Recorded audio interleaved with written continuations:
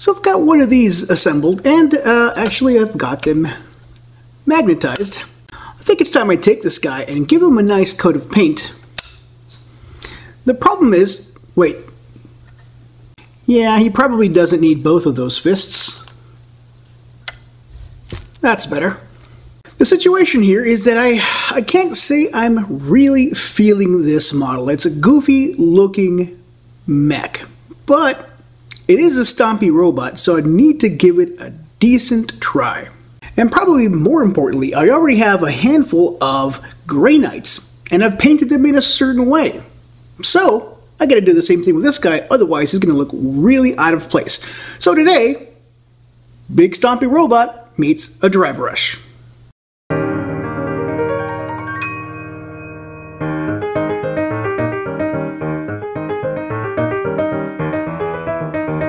So my not-so-little friend here is ready for a paint job. And you'll notice that he's primed in black, and it's really non-reflective. It's a very matte prime, and if you've seen any of my other videos recently, you'll see that I've taken a shine to this primer. It's Rust-Oleum's Camouflage series. It is ultra matte, and it is a wonderful way to start my painting project. The trick, of course, is that I already have a few Grey Knights, and they look like this. They're pretty dark, except for where they're not, and so my objective here is to make my big stompy boy, this guy, look like he's part of an army, along with this guy. And that means I'm dry brushing. But I should probably wash this one before I get started. And since gray is the color of the day, I'm a poet and didn't even know it, these are the paints that are going to be doing most of the heavy lifting. I of course reserve the right to use a bunch of other colors for the details, but these guys, these grays, they're going to be my base coat, which is going to be entirely applied with a dry brush. Let's get started.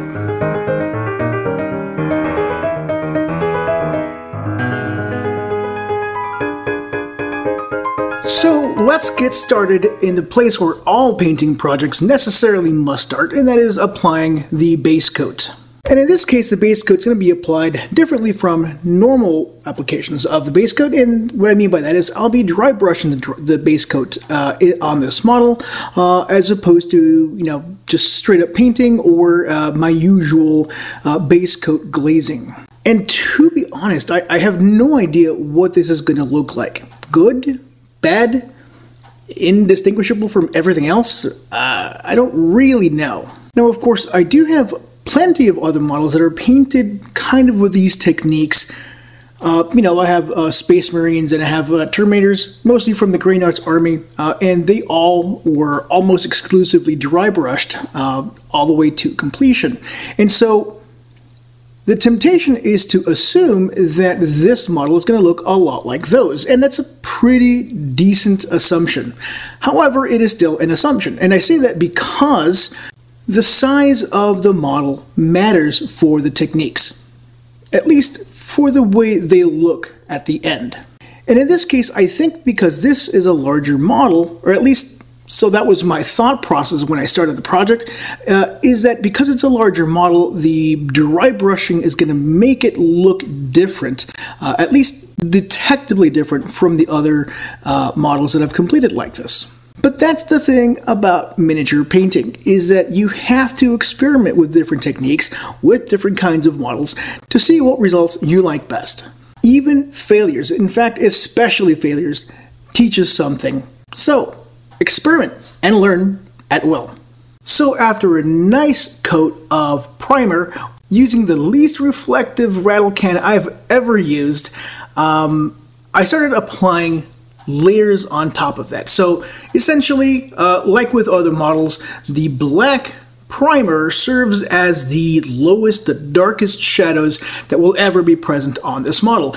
Everything else that is that will go on top of it are going to be various degrees of light and color. And since this model is a Grey Knight and the end result is going to be some sort of gray, well, we don't even have to worry about color. We just have to worry about value, which, if I understand it correctly, is just degrees of lightness. So I start off with the darkest gray I have available. It is basically black, but it goes over almost every bit of the surface of the model, except for the very, very bottom places where the least light will reflect, and of course any crevices. So I use a dry brush to apply a generous base coat of this darkest gray that I have. Once that dries reasonably well, I step it up with a lighter version of that gray. Now I could mix white paint into that gray, but I've had kind of limited results with mixing my own colors, at least on a large scale, and especially with grays. I don't know, I find grays really tricky, so I just pick out a bottle of a gray that I have in hand that should represent kind of the next logical step up in the scale of value or grayness. And for this, I apply another less generous coating of the gray using a dry brush, kind of on most of the areas of the model, because I want this gray to basically be my my medium tone. Yeah, the medium tone. So whatever that value that rests between shadow and the highlight, this is the gray that I've used. So if you try this technique at home, that's kind of what should guide your color selection process. So this gray goes on most of the parts where I had the very darkest gray. That is to say that some of the darkest gray is still going to be visible when this model is complete, but still most of it, a good 80% of the model, is going to have this mid-value gray. And I also wanted some highlights on here, so I did break out the lightest gray that I have that isn't white, because I guess technically you could say that white is gray, but just very, very little black in it. So I used this very light gray, and I added a very light layer of this, again with a dry brush, basically over the very tops of the top areas, places where edges might reflect light. So basically these will be my highlights, and they impact maybe 5 to 10% of the model, and they never show up on the underside of any part of the model. It's just a highlight. You know, as I was adding these layers of dry brush paint, somewhere after that mid-tone, I'm usually tempted to go in and add some wash to kind of bring down the value of the gray back to something that's a little bit more manageable. For me, I like my models to be a little bit darker, but for some reason, and it might be the size of the model, I don't know, but for some reason I just didn't feel like this model needed that step. It didn't need that wash to bring that darkness back down. I really liked the way it was looking, and so I didn't add that, and that's probably the first time since I've re-engaged with this hobby that I haven't used a wash. And you know what? I don't regret it. I don't think I'll be doing this very often, but for some models, like this one, yeah, sometimes I don't know that you need it. So once this is all said and done, the model is mostly finished. I mean, it's gray, and you know, the vast majority of this model is going to be gray, but you do need some kind of colors. Like the gun should be different, you should have some kind of accent color. It's not just going to be gray, especially because not only is this model from an army kit that is kind of an elite Space Marine unit, you know, where Space Marines are the elite humans, and so they're going to have some decorations, but I want my armies to be less flashy. I don't want them to be ostentatious. These are warriors first and foremost, and so walking around with, you know, huge ribbons and scarves and cloaks probably isn't technically sound. So they're going to be simple, but relative to other Space Marines and maybe other Grey Knights, but they're still going to have some color. In this case, I've selected purple as my accent color because that's the accent color that I picked last time, and so all of my Grey Knights are going to have purple as their accent color. But before I start applying any purple paint, I want to prepare all those pieces that are going to have purple. I want to prepare them with an undercoat of dark brown. Now, I don't know that this is actually strictly necessary. It depends on the amount of coverage you're going to have with your accent color. But I like the idea of having this undercoat over which the accent color is going to go, because inevitably, because this is a dry brush, you're going to miss, you're not going to have complete coverage. some of the parts that are supposed to be purple are gonna end up not getting any purple, and those will show up as dark brown, which I think the mind would read as a shadow, but a different shadow from the rest of the model, which means that this is a shadow not of gray, but it is a shadow of something that is painted purple. It makes sense in my head. I don't know 100% if it works out, or even honestly if when I finished painting the model, any brown ended up on the model, except maybe on some of the bottom surfaces. But you know what? That's the theory that guided the painting of these pieces. They ended up looking okay, so yeah, I went with it. Base coat on this guy is done, and I have to say, it looks pretty good. I am pretty impressed. Maybe I've gotten my dry brushing technique down. I don't know that for a fact, but the results so far are really promising. It's probably the best, most consistent dry brush job I've done so far. Taking a look at this Grey Knight here on the base, the paint job looks pretty similar. In fact, I would say it looks better on this guy than it does on this guy, but it's pretty close. There's that darkness there that I was going for. The highlights, the midtones, everything is in place. And it didn't take me very long. In fact, I probably spent half an hour maybe. Yeah, about half an hour to get this done. I can really see the advantage of this approach relative to my usual base coat glaze. I just like the way this looks a lot better than my other approach. Having said all of that, it is now time for the hard part. The hard part is getting some details on this guy to make it look like an actual model, really to get it tabletop ready. And that's the part where I'm weakest, so I'm crossing my fingers and hope I can do a decent job. Mwah! I like it.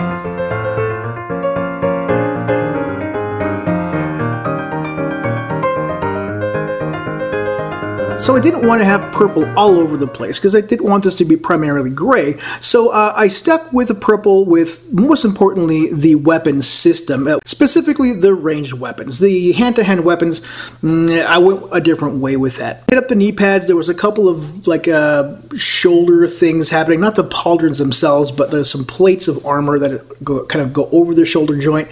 There's that one like shield, that got some purple.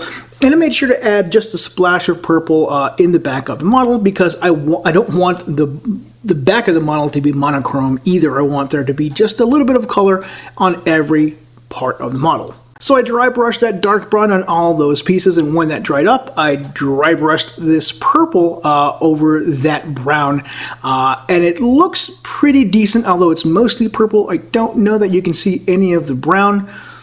That's okay. I used the brown in other places because all of these models have another accent color, or specifically a metallic color, which is not an accent color, but it is a third kind of color element that you want to introduce to your models. Well, I always like to have around 2 colors and then 1 metallic. And in this case, I went with 2 metallics, so I have 4 basic colors and a couple of splashes of white here and there.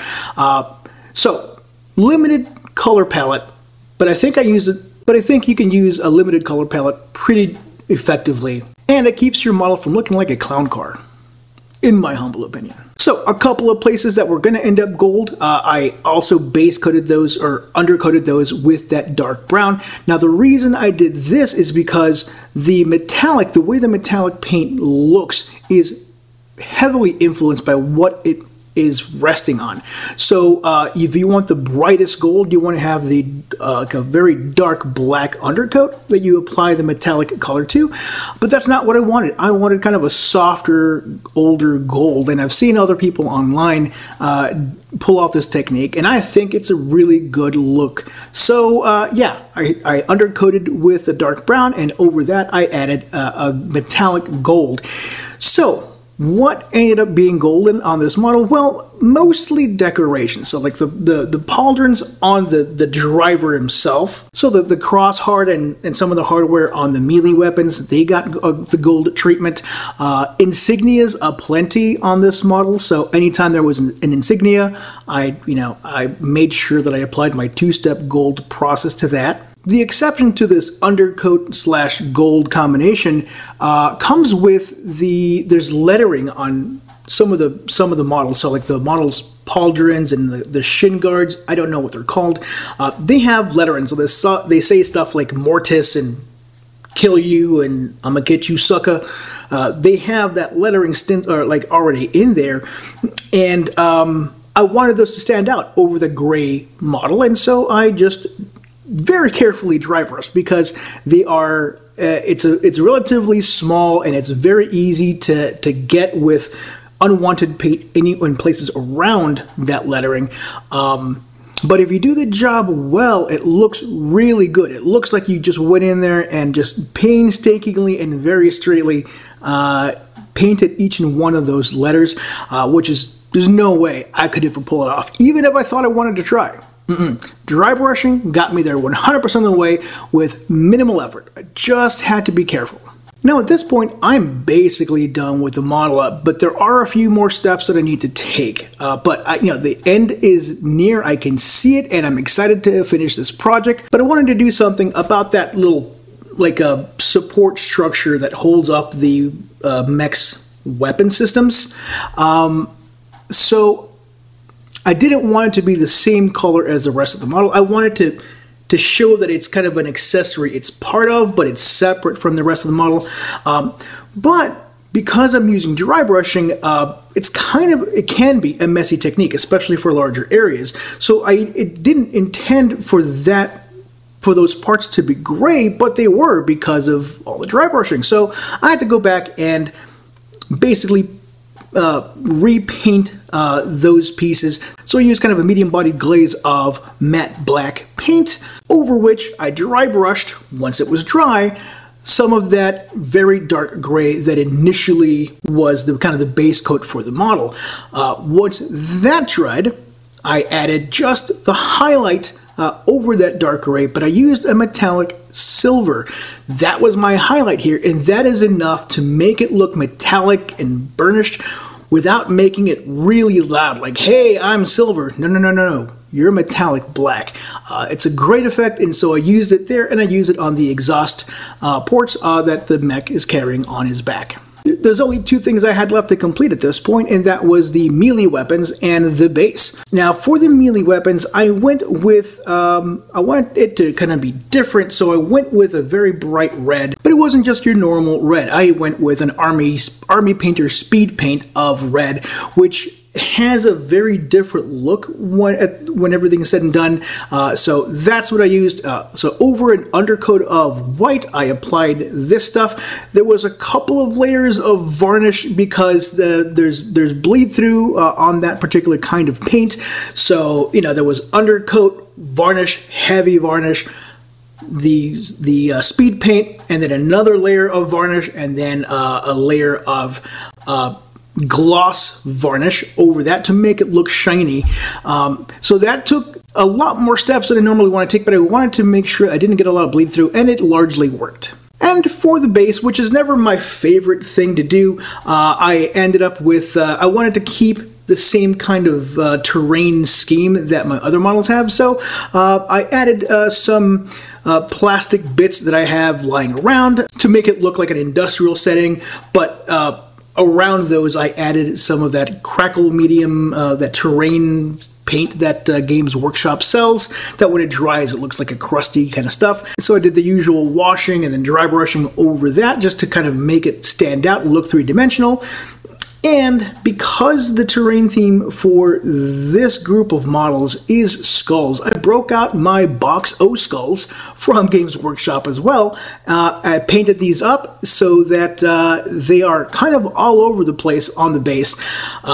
This battlefield has seen some things, and now my walker is just stomping all over them.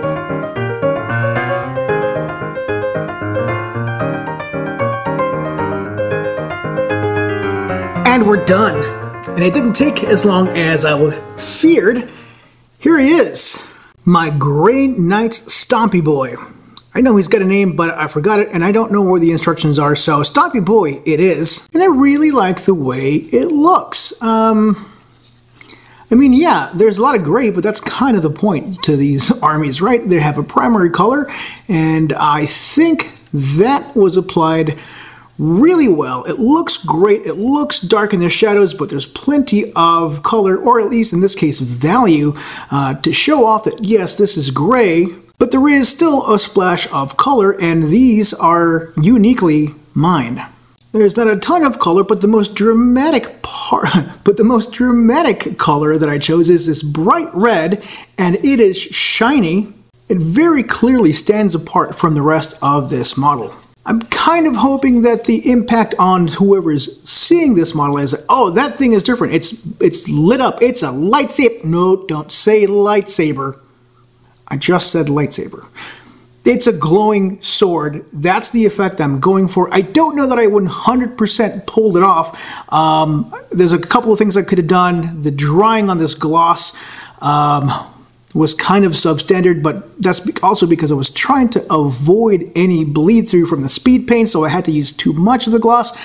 It's a long thing. The point is that although I didn't get the LED emissive light effect that I wanted, I think I did something, or the results clearly say, hey, look, there's something happening here. This sword is vastly different from the rest of this model, and you know what? If that's all I can get, I'll take it. Here we have our weapons are nice and purple, and they're darker underneath, although still visibly purple. There's plenty of little accent colors. You've got those shoulder pads, you've got those knee pads, those little embellishments in the armor. I did spend a little bit more time on that shield emblem thing, and I added a bunch of colors basically to kind of show off there's a story happening here, and this story is important to that Space Marine that's inside. I use a couple of different colors there to kind of represent those, like a Gorgon battling a Space Marine, and the Space Marine has a glowing sword himself and his golden halo. It's kind of cool, but I also used dry brushing, or at least overbrushing techniques to get that on there, so it's not 100% fidelity, but that's the entire point. There's plenty of highlights and there's plenty of shadows there to kind of show it's three-dimensional, that there's something going on, but stylistically it is consistent with the rest of the model. I made sure to hit every one of those purity seals with a little very thin marker to make it look like there's scribbles from the Emperor happening. It's a step that I've become more comfortable with over time.